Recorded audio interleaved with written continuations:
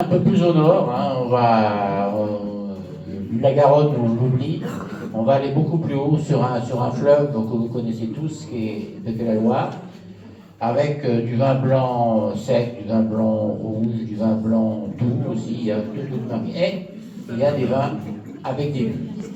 Alors ce soir, moi j'ai choisi on a choisi comme thème donc les créments donc de Loire. Et vous verrez, ce sont des vins qui sont très très sympathiques. Et on les a goûtés avant, de rassurez-vous.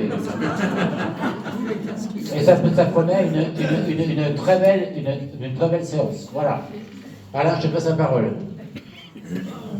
Bon, bonsoir à tous. Je vais commencer par une bêtise pour pouvoir remettre de l'ambiance. Je vois qu'il y a beaucoup de dames dans l'assemblée, bon, c'est très bien, mais il y a un truc qui m'échappe parce que on dit que le champagne ou les créments font du bien aux femmes quand les hommes le boivent. Alors donc, je vois pas beaucoup de messieurs, donc, enfin moins de messieurs que de madames. Donc bon, bref, c'est pas grave. Revenons à notre présentation. Bon, j'imagine que vous savez où est la Loire. Elle commence dans le Massif central, je vous dirais pas sur le mont machin, et elle arrive à Nantes. Oui, je sais, mon Gerbier des Joncs, moi je suis monté là-haut. La côte est raide, hein, je peux vous dire. Et elle arrive du côté de Nantes. Alors, ça fait à peu près 1000 kilomètres. Et il y a à peu près 80 000 hectares de vignes qui sont répartis entre Nantes et puis carrément les contreforts du Massif central, puisque ça pousse beaucoup, y compris dans des coins où on se demande pourquoi il y a de la vigne, des fois. Enfin bref, c'est pas grave. Nous, ce qui va nous intéresser, c'est les régions principales. Alors, bon, le massif armoricain, il y a le massif armoricain qui est plutôt granitique. Il y a aussi des parties qui sont un peu calcaires, côté sur la rive gauche. Faut que je me repère toujours parce que sinon j'y arrive pas. Et puis il y a une partie qui est un peu mélangée, qui est sur le bassin parisien, c'est donc la rive nord, vers Orléans. Bon, on va pas s'occuper de tout ce qui est au-delà d'Orléans et tout ça. On va s'occuper des régions qui nous intéressent, c'est-à-dire la partie Anjou-Saumur, et puis la partie Touraine, qui est importante, qui est même très importante dans le cas qui nous intéresse. Donc les sols, donc je vous dis, il y a des sols de différentes catégories, du calcaire, des gravillons, du granit, enfin bref, et des schistes. Bon, les granites et les schistes, on va les donner pour le muscadet et la partie du pays nantais, et ça, ils font pas du mousseux par là, ils font pas de crément non plus. Donc on va les oublier tout de suite. On peut dire aussi que sur cette partie-là, la vigne apparaît il y a très très très longtemps. On dit que, alors on a retrouvé dans des couches sédimentaires des fossiles, on va dire, dans le cas présent, ou des petits morceaux de bois enterrés à 25 mètres de profondeur. Et on peut penser qu'il y a 5500 ans, il y avait déjà de la vigne sur cette région. Mais on ne sait pas si elle était cultivée et utilisée comme telle, hein, pour faire du vin. Peut-être, bon, c'est une liane qui traîne par terre, donc on ne sait pas si, à l'époque, il y avait d'ailleurs pas beaucoup de monde dans le coin, et est-ce qu'ils mangeaient les raisins, on ne sait pas. Bon, après, on a vu qu'il faut attendre la christianisation de la région pour pouvoir commencer à avoir des vignes. Donc il y en a un qui est bien célèbre, qui s'appelle Saint-Martin, dans les années 380, qui s'était baladé avec son âne, dont on sait que c'est lui qui a inventé la taille de la vigne, entre guillemets, hein. C'est une légende, mais qui reste vivace, parce qu'il y a d'autres endroits où on dit que c'est Saint-Vincent qui l'a fait. Bon, donc chaque région retire un petit peu. En Bourgogne, on dit que c'est Saint-Vincent qui a fait cette découverte de la taille. Bon, ceci étant, on va y passer. Donc, il y a un important... La Loire, elle n'est pas toujours très facile à naviguer, mais elle a quand même servi beaucoup pour transporter les vins, et en particulier les vins vers l'Angleterre. Il faut savoir que l'Aquitaine, pendant très longtemps, a été sous la domination anglaise. Ça allait de la Normandie jusqu'en bas de l'Aquitaine, quand même. C'était quand même pas n'importe quoi, il y avait des Anglais partout. Mais bon, donc les vins, ils partaient ils partaient en Angleterre, et puis on les a fichus dehors il y a un certain temps. Hein. Tout le monde connaît la bataille de Castillon, je ne vais pas vous repasser mon cours d'histoire. Donc, alors, l'Angleterre a beaucoup bu des vins d'ici, puis après, il y a les Hollandais qui se sont installés. Bon, c'est beaucoup plus tard, hein, ils se sont installés, ils ont beaucoup investi dans les vignes depuis le Médoc, enfin, toute la région de Bordeaux et puis la Loire aussi. Donc, résultat, on a beaucoup d'amateurs de vin dans ces pays-là, et ils continuent d'ailleurs. Bon, il y a un autre nom qu'on peut citer, c'est Rabelais. On dit rabelaisien, donc c'est pas pour rien. Hein. Il aimait bien la bonne chair, et lui, il était plutôt... Bon, il aimait bien les vins de Loire, et puis chaque fois qu'il pouvait en parler, il en parlait. Bon, il devait l'amener avec lui à chaque repas où il était invité, j'imagine. Voilà. Bon. Après, il y a Louis XIV qui a foutu le bazar, puisque il a dit je vais faire des édits pour empêcher que ça... Enfin, des taxes. C'est pas original, hein, les taxes. Il a foutu des taxes sur la commercialisation du vin, et puis plutôt costaud, d'ailleurs ça a continué, hein, ça continue. Donc il a mis grosse fiscalité sur les vins de la Loire, et il a laissé ceux d'Orléans, qui étaient plus près, un peu moins fiscalisés, et pendant un certain temps, les Parisiens buvaient surtout du vin d'Orléans, c'est ce qu'on appelle maintenant le vinaigre. Bon, j'exagère un peu, mais c'était le centre du vinaigre à Orléans, hein, quand même. Hein. Bon, je vais passer.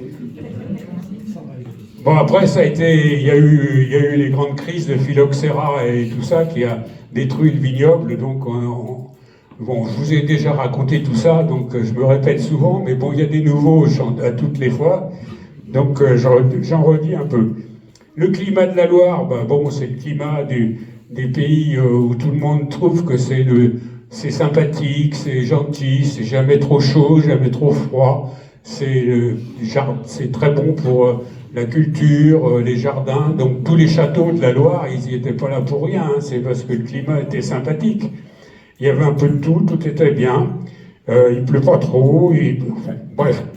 Donc c'était vraiment des gentils microclimats. Et maintenant, j'ai passé à ce qu'on cultive. Donc on a une vingtaine de cépages quand même sur cette région de la Loire. Ça va depuis le muscadet, bien entendu. Et après, je ne vais pas tous les dire, je vous aurai le papier à la fin, où vous l'avez déjà reçu.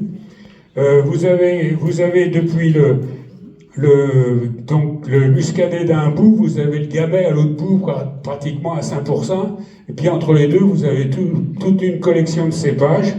Et ceux qui nous intéressent, je vous en reparlerai au fur et à mesure. Il y en a un qui est très important pour nous, c'est le chenin. Le chenin blanc qui aurait été apporté par Saint-Martin, mais bon, on ne sait pas très bien. Et donc ce chenin blanc, c'est celui qui va probablement être utilisé dans tous les créments dont on va parler. Je ne vous parle pas des appellations aussi, parce qu'il y en a quand même beaucoup. Il y a 13 d'un côté, 9 de l'autre, et puis plus 5, ça fait quand même pas mal. Donc on va attaquer le crément de Loire. Alors le crément de Loire, quand on va au magasin, on hésite en général. Je prends un champagne ou un crément de Loire? Un champagne un peu cher ou un crément de Loire? On a toujours cette petite hésitation. Et ça dure depuis pas mal de temps. Et puis après, il y a des gens qui disent « Ouais, il nous sert un crément, ça fait un peu ridicule, c'est vraiment pas génial, ça prouve qu'il est radin ou quoi. » Bah oui, un champagne, c'est quand même autre chose. Et puis finalement, il y en a quelques-uns qui ont choisi un petit crément sympathique, là, comme on va goûter là tout à l'heure, et puis finalement, l'autre, il se dit « Finalement, c'était pas si mal. Hein. » Alors, pendant un temps, le crément c'était le champagne du pauvre, hein, bon, c'est ce qu'il faut se dire. Maintenant, les créments ont fait beaucoup de progrès, et ils peuvent... on disait qu'il fallait mettre un peu de cassis au fond, et puis on faisait un tir royal, et puis ça passait. Mais bon, aujourd'hui, on peut les boire tout à fait naturellement. Donc aujourd'hui, ils sont tout à fait compétitifs avec les champagnes, à des prix évidemment bien moins élevés. Alors, c'est quoi un crément? Ça a été... D'abord, on ne peut pas en faire partout du crément. Hein, il y a des régions... Le nom de crément a été institué en 1975 seulement. Avant, on parlait de mousseux. Moi, je me souviens d'un de mes vieux cousins qui faisait du mousseux. Et moi, maintenant, il fait du crément. Enfin, il ne fait plus parce qu'il est décédé, le pauvre.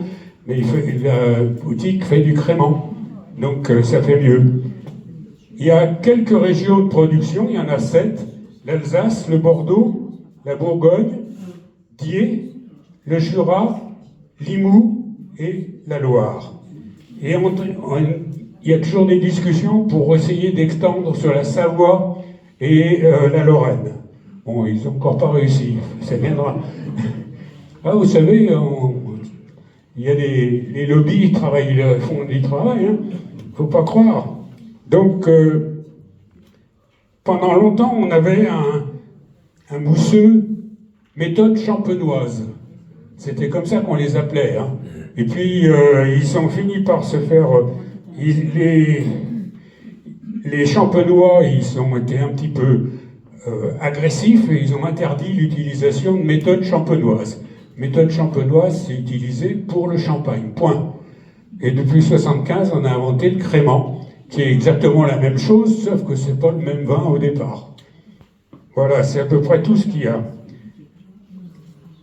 Alors, le crément, en Champagne, on considère que c'est des vins ratés. On se demande pourquoi ils ont choisi le mot crément, parce que crément en Champagne, vin raté. Ça fait pas sérieux, hein. C'est-à-dire qu'en général, c'était que quand on ouvrait, ça faisait même pas pop.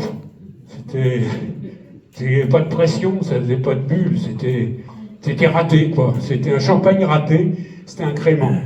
Donc c'est pour ça qu'il y a cette connotation un petit peu pas très gentille sur le crément. Mais aujourd'hui, il faut reconnaître que ça a été revu et plutôt dans le bon sens. Alors comment sont faits les créments? Ils sont faits pareil que les champagnes. Faut pas se compliquer la vie, sauf que c'est pas les mêmes cépages. Hein. Pour ceux qu'on va goûter, c'est surtout le chenin. Là-bas, c'est le pinot, c'est le pinot et le chardonnay, hein, les deux principaux cépages.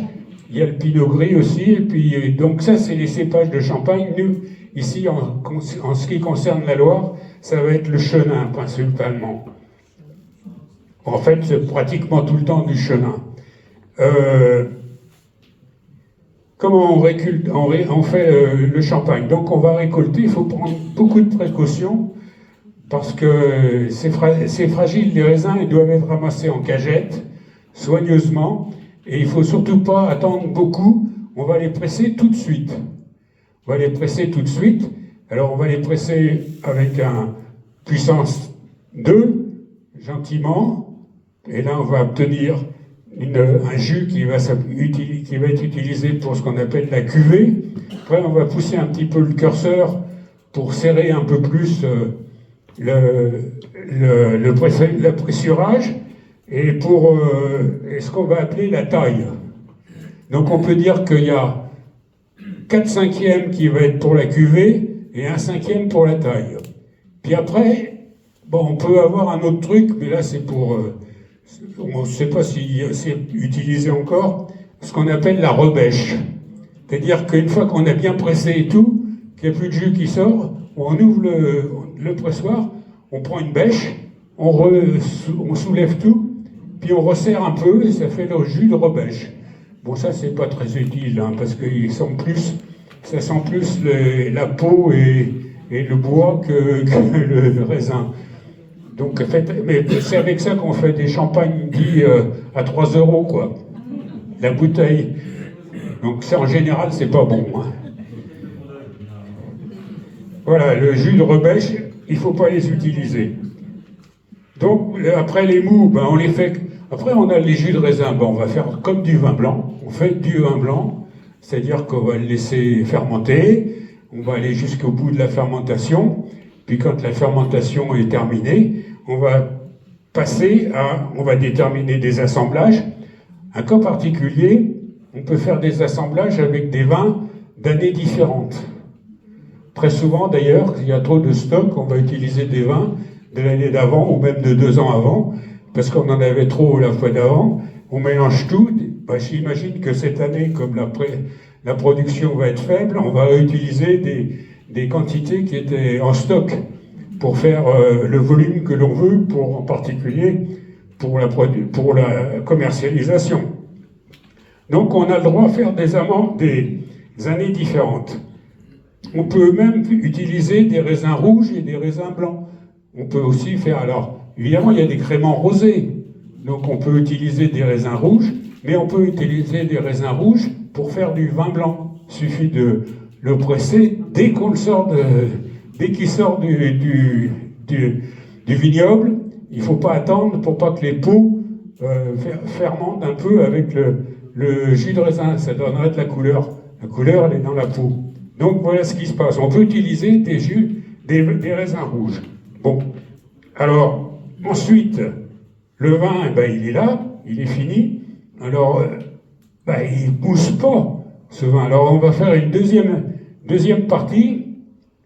On va reprendre les bouteilles, on ne va pas les laisser complètement pleines, mais on va ajouter ce qu'on appelle la liqueur de tirage. C'est une liqueur, c'est-à-dire un peu de sucre avec des levures, et on met le bouchon qu'on attache avec une sorte d'agrafe, et le vin va se remettre à fermenter, mais dans la bouteille.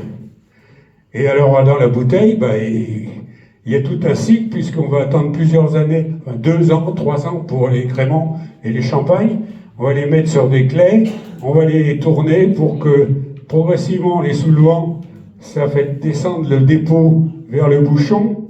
Puis une fois qu'il est arrivé tout en bas, on va faire ce qu'on appelle le dégorgeage, c'est-à-dire qu'on va faire, alors on glace un peu le goulot pour que toute la partie sale, entre guillemets, soit contre le bouchon, gelé, il va être gelé, donc il va coller au bouchon. On dégorge, c'est-à-dire qu'avec la pression de la bouteille, ça va jeter tout ça. Il faut faire vite, parce que j'ai fait l'expérience moi-même, et je peux vous dire que normalement, la bouteille, on sort ça. Moi, je n'avais plus sorti ça. Je n'avais sorti ça. Bon, je me suis fait allumer, mais bon, c'était un décès. C'est pas grave. J'ai pas bousillé toute la production.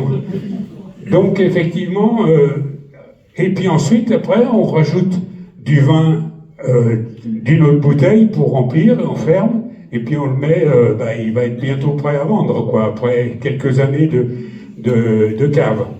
Voilà à peu près comment ça se passe. Alors, la dégustation qu'on va faire, c'est qu'on va goûter des vins différents. Alors, il m'a donné l'ordre, là, je vais regarder dans quel ordre on va le faire. Donc, on va commencer par un crément de Loire, carrément, de chez la maison Langlois. Langlois Château, crément de Loire. C'est une maison qui existe depuis 130 ans sur les rives de la Loire, du côté de Saumur. Donc là, on est sur la partie AOC-Saumur, mais c'est pas AOC-Saumur dans le cas présent. Il est avec des terrains, il a des caves souterraines, et puis il a des terrains assez, un petit peu calcaires, et vous savez, là où il y a des grottes un peu partout, comme ça. Et donc au-dessus, il peut y avoir des vignes, et on va avoir, alors eux, ils ont 62 hectares de vignes, et c'est une maison, la maison Langlois Château Crément de Loire a fait que du crément pratiquement, avec différentes catégories, mais ils font du crément. Alors, on a 150 kilos, on obtient 100 litres de mou. Donc vous voyez, ça fait une Juste une petite précision. Pour les vins effervescents, donc crément et champagne, si vous voulez, il est très intéressant de mettre son vin un petit peu penché, pour éviter que le vin choque trop, si vous voulez, à l'intérieur et qu'il y ait une effervescence plus importante. Voilà, merci. Bon, donc on est en méthode traditionnelle, ce que je vous ai raconté tout à l'heure, hein, pour la fabrication de ces créments. Et il a un très strict cahier des charges pour avoir quelque chose de bien. Et donc on est sur un chenin. Alors, lui, dans le cas présent, on a un assemblage de chenin et de chardonnay. Ce qui est chardonnay, c'est un cépage bourguignon, hein, c'est pas un cépage ou du champagne. Mais bon, il a mis du chardonnay, ce qui améliore un peu la qualité au niveau gustatif et surtout au niveau, on va dire, épaisseur, si vous voulez. Il y a plus de matière dans le vin avec le chardonnay, dans le cas présent. Donc, c'est sur un terroir argilo-calcaire. Donc là, on est typique de la partie de Saumur. Les vendanges, bah, évidemment, elles sont manuelles. Et pour éviter qu'il y ait du jus qui éventuellement descende un petit peu au fond de la caisse, elles sont percées pour être sûr que ça soit aéré et qu'il n'y ait pas de fermentation déjà dans les caisses. On va très vite aussi pour les presser, bien sûr. On fait un pressurage pneumatique juste quelques heures après la cueillette, le temps de rentrer la cueillette au chai, hein, pas plus. On le presse tout de suite, et comme je vous ai dit, on le presse en deux fois. Je ne pense pas qu'il fasse de la rebêche. De mémoire, je n'ai pas entendu parler. Ou alors il en refile à quelqu'un d'autre. Voilà, donc, une fois que le pressurage est fait, ben, on va on va le faire vinifier normalement, comme du vin blanc, et puis après on fera toute la série qui va permettre de faire... on va faire d'abord... On les fait alors la vinification, elle est dans des cuves thermorégulées, enfin un truc classique, hein, pour avoir la bonne température et tout. On fait de la dégustation à la sortie de cette fermentation pour avoir une petite idée de ce qu'on va faire comme assemblage. Est-ce qu'il faut rajouter des vins de l'année dernière ou de l'année d'avant, ou d'années encore plus anciennes? Ils décident tout ça, ils font leur assemblage, et on va faire une méthode traditionnelle, c'est-à-dire qu'on va faire la seconde fermentation, après ajout de cette liqueur de fermentation. On va leur faire une deuxième fermentation avant de la mettre tranquillement sur des lattes pendant un minimum de 12 mois. Donc le dosage, là on a toujours un dosage qui se situe en grammes par litre, c'est le sucre résiduel en grammes par litre, puisqu'on a dit que la liqueur c'était du sucre un peu avec des levures, hein, donc il reste toujours un peu de sucre. Là on est à 12 grammes par litre, ce qui est très faible, hein. Si vous prenez un sauterne, vous êtes à 180-250 grammes par litre, c'est-à-dire que dans une bouteille vous avez un quart, c'est du sucre, hein. Ce qui est quand même, là je parle du sauterne, hein. Là, on a 12 grammes, ça fait pas grand-chose. Donc, il est resté 12 mois sur lit et avant d'être mis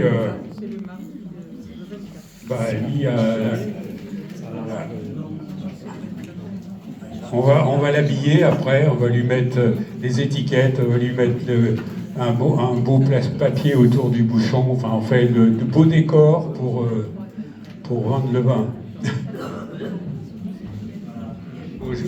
Juste avant, quelques petits conseils. On n'agite pas un verre lorsqu'on a un crémant, un champagne, une effervescente. Hein.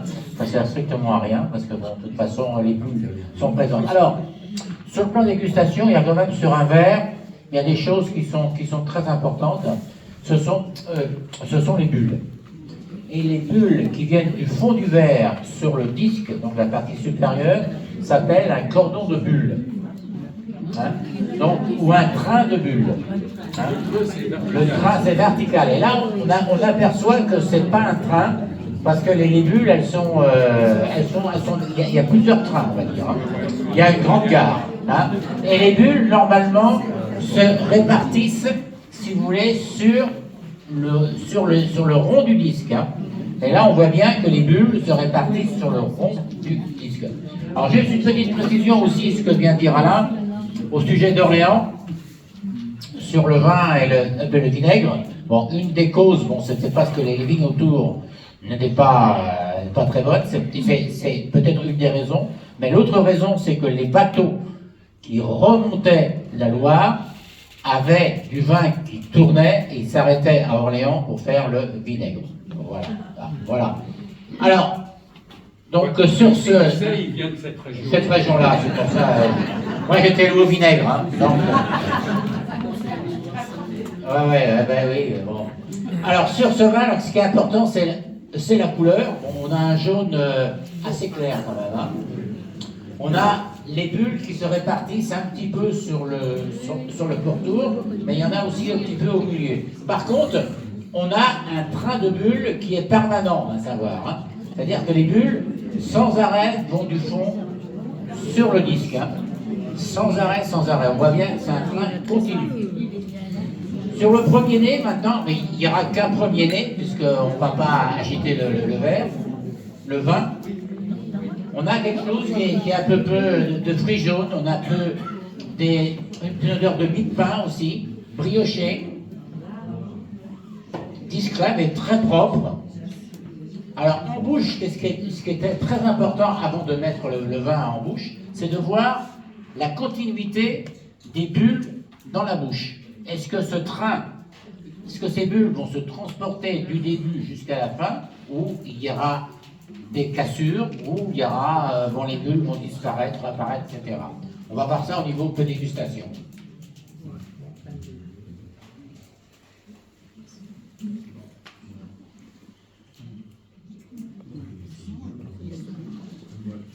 Ça va très propre. On a bien la présence de la bulle du début jusqu'à presque la fin. Hein. Presque la fin, pas la fin quand même. Hein. La bulle s'arrête jusque lorsqu'on va avaler le vin. Par contre, c'est un vin qui est très beau, je trouve, c'est propre, c'est très frais, il y a une très belle fraîcheur, une petite matière quand même, bon, c'est pas des vins opulents, mais je trouve que c'est très beau, là.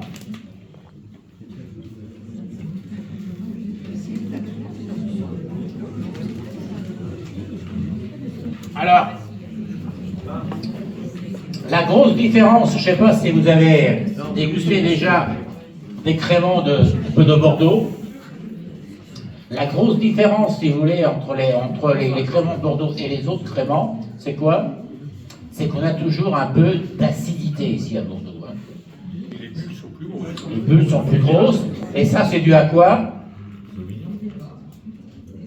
Au climat? Non. C'est dû au cépage. Au cépage. Voilà. Les cépages de Bordeaux ne sont pas des vins pour être... bon, voilà. Après, bon, comme partout, on peut faire fondre. Mais c'est beau, moi, ça me plaît bien, moi. C'est bien, c'est propre, c'est...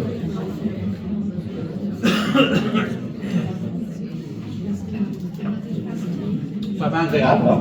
Il n'y a pas de... Bon, hein. Le prix, je ne sais pas combien c'est, hein. 11 €. Pardon? Degré, la bouteille, je vais vous le dire. Oh, il y a 11 ou 12, je pense, un maximum. Ben voilà, ouais, attendez. Ah non, c'est 12,5 quand même, hein. 12,5, ouais. Oui, c'est bien. Bon, c'est bien.